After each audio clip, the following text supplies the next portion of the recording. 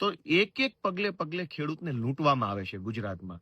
અને આ લૂંટનો તમામ માલ ભાજપના કમલમ કાર્યાલયો બનાવવામાં ભાજપના નેતાઓના ખિસ્સા સુધી પહોંચે છે. અને એટલે જ જ્યારે અમે ખેડૂતો માટે લડીએ ત્યારે ભાજપ વાળા પોલીસ મોકલે છે, મારામારી કરે છે, ઢહડે છે, ડિટેન કરે છે, જેલમાં પૂરી દે છે. કેમ ભાઈ?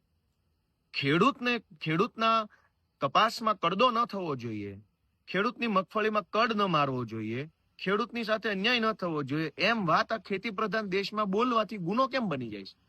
દેશ ખેતી પ્રધાન છે, રાજ્ય ખેતી પ્રધાન છે. ખેડૂતના દીકરા ખેતીની વાત કરે તો ભાજપને પોલીસ કેમ મોકલવી પડે છે? અમે કોઈ પોલીસ કે કોઈ જેલ કે કોઈ લાઠી દંડાની સરકારથી ડરતા નથી. અમે કોઈ કટ મારતા નથી કે કોઈ 2 નંબરના પૈસે જીવન જીવતા નથી કે અમે ભાજપથી ડરી જઈએ. રાજુભાઈ કરપડાની સાથે આમ આદમી પાર્ટી છે. હું આજે એમને મળવા જવાનો છું, એમના પરિવારને મળીશ, એમને મળીશ. અને ભાજપના જે કંઈ પણ તત્વો આ બધું કરાવી રહ્યા છે એમને અમારે કહી દેવાનું, તમારાથી થાય કરી લેજો. અમે તમારાથી ડરવા વાળા માણસો નથી. અમે લડીશું. ગુજરાતના કરોડો ખેડૂતો અમારી સાથે છે અને ખેડૂતોના આશીર્વાદથી ભાજપ વાળાને ઘર ભેગા કરીશું.